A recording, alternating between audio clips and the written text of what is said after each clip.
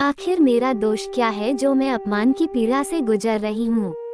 नाते रिश्तेदार, पास पड़ोस, यहाँ तक कि मेरा पति भी मुझे दोषी समझ रहा है। कहता है वह मुझसे शादी करके पछता रहा है और लोग कहते हैं मुझे अपनी मर्यादा में रहना चाहिए था। पास पड़ोस की औरतें मुझे देखते ही बोल पड़ती हैं कि मुझ जैसी चरित्रहीन औरत का तो मुंह भी देखना पाप है। जो मेरी पक्की सहेलियां थीं वे भी मुझे रिश्ता तोड़ चुकी हैं। लेकिन मेरा दोष क्या है? यही सवाल मैं बार बार पूछती हूँ सबसे। मैं तो अपनी मर्यादा में ही थी। क्यों समाज के लोगों ने मुझे ही धर्म कर्म के कामों से दूर कर दिया, ये बोलकर कि हिंदू धर्म में ऐसी औरत का कोई स्थान नहीं। अपने ही ख्यालों में खोई नंदिनी को ये भी भान नहीं रहा कि पीछे से गाड़ी वाला हॉर्न पर हॉर्न बजाए जा रहा है। ओ बहन जी, मरना है क्या? जब उस अजनबी ने ये कहा तो वह चौंक कर पलटी। बहन जी, नहीं मैं किसी की कोई बहनबहन नहीं हूँ, बोलकर नंदिनी सरपट भागी और वह इंसान उसे देखता रह गया। फिर अपने कंधे उचकाकर यह बोलकर आगे बढ़ गया कि लगता है कोई पागल औरत है। घर आकर नंदिनी दीवार की ओट से लगकर बैठ गई। जरा सुस्ताने के बाद उसने पूरे घर को बड़े गौर से निहारा। सब कुछ तो वैसे ही था। सोफा, पलंग, टेबल, कुर्सी, अलमारी, सब अपनी अपनी जगह व्यवस्थित रखे हुए। मगर नंदिनी की ही जिंदगी क्यों इतनी अव्यवस्थित हो गई? क्यों उसे आज अपना ही घर पराया सा लगने लगा था? जो पति अक्सर यह कहा करता था कि वह उससे बहुत प्यार करता है, वही आज क्यों उसका चेहरा भी नहीं देखना चाहता? जिन माता पिता की वह संस्कारी बेटी थी, क्यों उन्होंने भी उसका बहिष्कार कर दिया? ये सारे सवाल नंदिनी के दिल को मथे जा रहे थे। आखिर किससे कहे वह अपने दिल का दर्द और कहाँ जाए? मन कर रहा था उसका कि जोर जोर से चीखे चिल्लाए और कहे दुनिया वालों से कि उसकी कोई गलती नहीं है। अरे, उसने तो इस इंसान को अपना भाई समझा था, लेकिन उसके मन में नंदिनी के लिए खोट था, वह उसे कहाँ पता था। दीदी, हिचकते हुए नंदिनी ने अपनी बड़ी बहन को फोन लगाया। क्या आप भी मुझे ही गलत समझ रही हैं? आपको भी यही लगता है कि मैं ही उस इंसान पर गलत नजर रखती थी? नहीं दीदी, ऐसी बात नहीं, बल्कि झूठा वह इंसान है। पर यह बात मैं कैसे समझाऊं सबको? मन तो कर रहा है कि मैं कहीं भाग जाऊं या फिर मर जाऊं ताकि इस जिंदगी से छुटकारा मिले, कहकर नंदिनी सिसक पड़ी। मरने या कहीं भाग जाने से क्या होगा नंदिनी? लोग तो तब भी वही कहेंगे ना। और मैं गुस्सा तुमसे इस बात पर नहीं हूँ कि तुम गलत हो। भरोसा है मुझे तुम पर, लेकिन गुस्सा मुझे इस बात पर आ रहा है कि क्यों तुमने उस इंसान को माफ कर दिया? क्यों नहीं उसके खिलाफ थाने में रिपोर्ट लिखाई, जिसने तुम्हें कहीं का नहीं छोड़ा? तुमने उसे अपना भाई माना था न? रिश्तों की आड़ में पहले तो उसने तुम्हारी आबरू लूटी और फिर उसी रिश्ते की दुहाई देकर बच निकला और तुमने भी तरस खाकर उसे माफ कर दिया। क्यों? आखिर क्यों नंदिनी? उसके बच्चों की सोचकर दीदी, उसकी पत्नी मेरे कदमों में गिराने लगी। बोली कि अगर उसका पति जेल चला जाएगा तो वह मर जाएगी और फिर उसके बच्चे सड़क पर भीख मांगेंगे। दया आ गई मुझे उसके बच्चों पर दीदी, और कुछ नहीं। सोचा उसके कर्मों की सजा उसके भोले भाले बच्चों को क्यों मिले। अच्छा, और तुम्हारे बच्चे का क्या, जो तुमसे दूर चला गया? चलो, मान भी गए कि तुमने उसके बच्चों का सोचकर कुछ नहीं कहा और न ही पुलिस में रपट लिखाई, लेकिन उसने क्या किया तुम्हारे साथ? तुम्हें बदनाम कर खुद साफ बच निकला। पता भी है तुम्हें कि लोग तुम्हें लेकर क्या क्या बातें बना रहे हैं। कौन पिता, भाई या पति यह बात सहन कर पाएगा भला? तुम्हारी सहेली रमा सबसे कहती फिर रही है कि भाई भाई कहकर तुमने उसके पति को फंसाने की कोशिश की। मेरी तो समझ में नहीं आ रहा है कि तुम क्यों कर रही हो ये सब। तुम कोई अहिल्या नहीं जो दोषी न होते हुए भी पत्थर की शिला बन जाओ और कलंकिनी कहलाओ और इंतजार करो किसी राम के आने का जो तुम्हें तार सके। तुम आज की नारी हो नंदिनी, आज की। भूल गई उस लड़के को जो कॉलेज की हर लड़की को परेशान करता था, और जब एक दिन उसने मुझ पर हाथ डालने की कोशिश की तो कैसे तुम उसे घसीटते हुए प्रिंसिपल के पास ले गई थी। प्रिंसिपल को उस लड़के को कॉलेज से निकालना पड़ा था। जब उस लड़के के घमंडी पैसे वाले बाप ने तुम्हें धमकाने की कोशिश की, तब भी तुम नहीं डरी और न ही अपने शब्द वापस लिए थे। तो फिर आज कैसे तुम चुप रह गई नंदिनी? छल और बलपूर्वक जिस रावण ने तुम्हें छला उसका ध्वंस तुम्हें ही करना होगा। लोगों का क्या है, वे तो जो सुनेंगे वही दोहराएंगे, लेकिन तुम्हें ये साबित करना होगा कि तुम सही हो, गलत वह इंसान है। अपनी बहन की कही एक एक बात नंदिनी को सही लग रही थी, पर वह साबित कैसे करे कि वह सही है। कोसने लगी वो उस दिन को जब पहली बार वह रूपेश और रमा से मिली थी। विकास और रूपेश दोनों बहुत अच्छे दोस्त थे और इसी वजह से नंदिनी और रमा भी अच्छी सहेलियां बन चुकी थीं। रूपेश नंदिनी को भाभी कहकर बुलाता था और नंदिनी उसे रूपेश भैया कहकर संबोधित करती थी। कहीं न कहीं रूपेश में उसे अपने भाई का अक्स दिखाई देता जो अब इस दुनिया में नहीं रहा। जब भी रूपेश नंदिनी के घर आता वह उसके लिए वही सब करती जो कभी अपने भाई के लिए किया करती थी। लेकिन रमा को ये सब अच्छा नहीं लगता। उसे लगता कि वह जानबूझकर रूपेश के सामने अच्छा बनने की कोशिश करती है, दिखाती है कि वह उससे बेहतर है। कह भी देता कभी रूपेश की सीखो कुछ नंदिनी भाभी से। चिढ़ उठती वह उसकी बातों से, पर कुछ बोलती नहीं। नंदिनी की सुंदरता, उसके गुण और जवानी को देख रमा जल उठती क्योंकि वह बेडौल औरत थी। इतनी थुल की जब चलती तो उसका पूरा शरीर हिलता। कितना चाहा उसने कि नंदिनी की तरह बन जाए, लेकिन ऐसा नहीं हो पाया। वह जानती थी कि नंदिनी उससे हर मामले में 20 है और इसी बात से वह उससे जलती थी पर दिखाती नहीं थी। दोनों के घर पास होने के कारण अक्सर वे एक दूसरे के घर आते जाते रहते थे। नंदिनी के हाथों का बनाया खाना खाकर रूपेश बोले बिना नहीं रह पाता कि उसके हाथों में तो जादू है। कहता अगर रमा को भी वो कुछ बनाना सिखा दे तो उस पर कृपा होगी, क्योंकि रोज रोज एक ही तरह का खाना खा खाकर वह ऊब जाता है।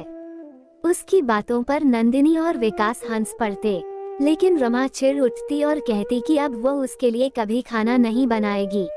दोनों परिवारों के बीच इतनी मित्रता हो गई थी कि अक्सर वे साथ घूमने निकल जाते। छुट्टी वाले दिन भी साथ फिल्म देखने जाते या फिर लॉन्ग ड्राइव पर। कभी रमा अपने मायके जाती तो नंदिनी रूपेश के खाने पीने का ध्यान रखती और जब कभी नंदिनी कहीं चली जाती तो रमा विकास के खाने पीने का ध्यान रखती थी। उस रोज भी यही हुआ था। रमा अपने भाई की शादी में गई थी, इसलिए रूपेश के खाने पीने की जिम्मेदारी नंदिनी पर ही थी। विकास भी ऑफिस के काम से शहर से बाहर गया था। कामवाली भी उस दिन नहीं आई थी। नंदिनी खाना पकाने के साथ साथ कपड़े भी धो रही थी। इसी बीच रूपेश आ गया। भाभी, उसने हमेशा की तरह बाहर से ही आवाज लगाई। अरे भैया आ जाओ, दरवाजा खुला ही है, कहकर वह अपना काम करती रही। रूपेश हमेशा की तरह सोफे पर बैठ गया और फिर टेबल पर पड़ा अखबार उठाकर पढ़ने लगा। तभी उसकी नजर नंदिनी पर पड़ी तो वह भौचक्का रह गया। भीगी सफेद साड़ी में नंदिनी का पूरा बदन साफ दिखाई दे रहा था और जब वो कपड़े सुखाने डालने के लिए अपने हाथ ऊपर उठाती तो उसका सुडौल वक्षस्थल का उभार और अधिक उभर आता। रूपेश अपलक देखे जा रहा था। उसके उरोज की सुडौलता देखकर उसका मन बेचैन हो उठा और उसने अपनी नजर फेर ली, पर फिर बार बार उसकी नजर वहीं जाकर टिक जाती। भैया, चाय बनाऊं क्या? कहकर नंदिनी ने जब अपनी साड़ी का पल्लू कमर में खोसा तो उसका गोरा गोरा पूरा पेट दिखने लगा। नंदिनी के मादक संगमरमरी जिस्म को देख रूपेश का पूरा शरीर थरथराने लगा। उसकी आंखें चौंधिया गईं और उत्तेजना की लहर पूरे जिस्म में फैल गई। आज से पहले नंदिनी को उसने इस प्रकार कभी नहीं देखा था। नंदिनी को इस अवस्था में देख उसका अंग फड़कने लगा और बेचैन रूपेश ने क्षण भर में ही एक फैसला ले लिया। नंदिनी कुछ समझ पाती उससे पहले ही उसने उसे अपनी बाहों में भींच लिया और फिर अपने जलते होंठ उसके अधरों पर रख दिए और जोर जोर से उसके होंठों को चूसने लगा। नंदिनी कुछ बोल नहीं पा रही थी। अवाक सी आंखें फाड़े उसे एकटक देखे जा रही थी। उसकी समझ में नहीं आ रहा था कि जिसे वह बाहर मानती आई है आज वह उसके साथ क्या करने की कोशिश कर रहा है, क्योंकि रूपेश की सरलता और सहजता देख कभी उसे ऐसा नहीं लगा था कि उसके अंदर इतना यौन आक्रमण भरा हुआ है। रूपेश का ये रूप देख नंदिनी सिहर उठी। भरसक अपने आप को उससे छुड़ाने का प्रयास करने लगी, पर सब बेकार था। वह अभी भी नंदिनी के होठों को चूसे जा रहा था। उसका एक हाथ नंदिनी के स्तनों पर गया। जैसे ही उसने नंदिनी के स्तन को जोर से दबाया, वह चीख के साथ बेहोश हो गई और फिर जब होश आया तब तक अनहोनी हो चुकी थी। अपनी करनी पर माफी मांग रूपेश तो वहां से भाग निकला, लेकिन वह रात नंदिनी के लिए अमावस्या की काली रात बन गई। कैसे उसने पूरी रात खुद में सिमट कर बिताई वही जानती। मुंह से कोई शब्द नहीं निकल पा रहा था, बस आंखों के रास्ते आंसुओं का दरिया बहे जा रहा था। समझ में नहीं आ रहा था कि किससे कहे और कैसे। जब विकास को इस बात का पता चला तो सहानुभूति दिखाने के बजाय वह उसे ही भला बुरा कहने लगा कि जरूर दोनों का पहले से ही नाजायज रिश्ता रहा होगा और अब जब उसे पता चल गया तो वह रोने धोने का नाटक कर रही है। विकास और नंदिनी के घर वाले रूपेश के खिलाफ पुलिस में बलात्कार का केस दर्ज कराने घर से निकल ही रहे थे कि तभी एन वक्त पर वहां रमा पहुंच गई और नंदिनी के पैरों में गिरकर गिड़गिड़ाते हुए अपने पति के जीवन की भीख मांगने लगी, अपने छोटे छोटे बच्चों की दुहाई देने लगी। रूपेश भी नंदिनी के पैरों में लौट गया, कहने लगा कि चाहे नंदिनी उसे जो भी सजा दे दे पर पुलिस में न जाए, वरना वह मर जाएगा, अपनी बेइज्जती बर्दाश्त नहीं कर पाएगा। दोनों पति पत्नी की दशा देख नंदिनी का दिल पसीज गया। कहने लगी कि उसके साथ जो होना था सो तो हो गया, अब क्यों इतनी जिंदगियां बर्बाद हों। ये सुनकर तो सबका पारा गर्म हो गया। विकास तो कहने लगा कि जरूर नंदिनी और रूपेश का नाजायज रिश्ता है और इसीलिए उसने अपना फैसला बदल दिया। नंदिनी के माँ पापा भी गुस्से से यह बोलकर निकल गए कि अब नंदिनी से उनका कोई वास्ता नहीं है, सोच लेंगे कि उनकी एक ही बेटी है। कितना समझा नंदिनी ने सबको कि ऐसी कोई बात नहीं है और इससे क्या हो जाएगा, उल्टे उसकी भी बदनामी होगी सब जगह, पर किसी ने उसकी बात नहीं सुनी और उसे ही दोषी मानकर वहां से चले गए। मगर नंदिनी गलत थी, क्योंकि कुछ महीने बाद ही रमा और रूपेश ने यह बात फैलानी शुरू कर दी कि नंदिनी अच्छी औरत नहीं है, दूसरे मर्दों को फंसाकर अपनी हवस पूरी करना उसकी आदत है। रूपेश को भी उसने अपने जाल में फंसा रखा था और मौका मिलते ही उसे अपनी हवस का शिकार बना डाला और फिर रोने धोने का नाटक करने लगी। ये सुनकर पास पड़ोस की औरतों ने अपने अपने मुंह पर हाथ रख लिया और हाय हाय या करने लगी। जो मोहल्ले की औरतें नंदिनी से रोज बातें करती थीं, अब उसे देखकर मुंह फेरने लगी और तरह तरह की बातें बनाने लगी। रूपेश को लेकर विकास ने भी उस पर गंदे गंदे इल्जाम लगाए, कहा कि अगर वह सही थी तो क्यों नहीं उसके खिलाफ पुलिस में मामला दर्ज करवाया। दुनिया की तो वह सुन ही रही थी, पर जब उसका पति भी इस तरह उस पर इल्जाम लगाने लगा तो वह टूट गई। विकास की बातों ने उसका कलेजा छलनी कर दिया। पहले तो मुझे शंका थी, पर अब वह यकीन में बदल गई। तुम जितनी सती सावित्री दिखती हो उतनी हो नहीं। मेरी पीठ पीछे मेरे ही दोस्त के साथ छी, और नाम क्या दे दिया इस रिश्ते को, भाई बहन का रिश्ता, ताकि लोगों को लगे कि यह तो बड़ा ही पवित्र रिश्ता है न। धूल झोंक रही थी मेरी आंखों में। अरे, जो लोग मुझे टोकने तक की हिम्मत नहीं करते थे, आज वही लोग मेरी आंखों में आंखें मिलाकर बात करने की जुर्रत करते हैं सिर्फ तुम्हारी वजह से। नहीं रहना अब मुझे इस घर में, कहकर विकास घर से निकल गया और साथ में बच्चों को भी यह कहकर ले गया कि उसके साथ रहकर उनके भी संस्कार खराब हो जाएंगे। आज नंदिनी के साथ कोई नहीं था सिवा बदनामी के। बड़ी हिम्मत कर एक रोज उसने अपने माँ बाप को फोन लगाया, पर उन्होंने फोन नहीं उठाया। जब विकास को फोन लगाया तो पहले तो उसने फोन काटना चाहा, लेकिन फिर कहने लगा, क्या यही सफाई देना चाहती हो कि तुम सही हो और लोग जो बोल रहे हैं वह गलत? तो साबित करो ना साबित कि तुम सही हो और वह इंसान गलत। साबित करो कि छल से उसने तुम्हारी इज्जत पर हाथ डाला।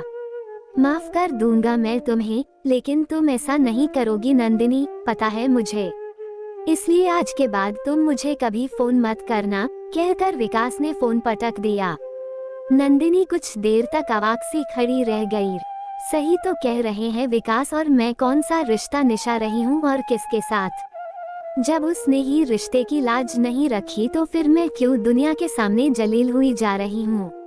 परिवार से रुसवाई, समाज में जगह हंसाए और पति से विरह के अलावा मिला ही क्या मुझे? आज भी अपने पति के प्रति मेरी पूरी निष्ठा है। लेकिन छलपूर्वक मेरी निष्ठा को भ्रष्ट कर दिया उस दरिंदे ने। मेरा तन मन छलनी कर दिया उसने, तो फिर क्यों मैं उस हैवान को बचाने की सोच रही हूँ। सही कहा था दीदी ने, मैं कोई अहिल्या नहीं जो बिना दोष के ही शिला बनकर सदियों तक दुख भोगूं और इंतजार करूं किसी राम के आने का। मैं नंदिनी हूँ, नंदिनी जो गलत के खिलाफ हमेशा आवाज उठाती आई है। तो फिर आज जब मुझ पर आन पड़ी तो कैसे चुप रह गई मैं?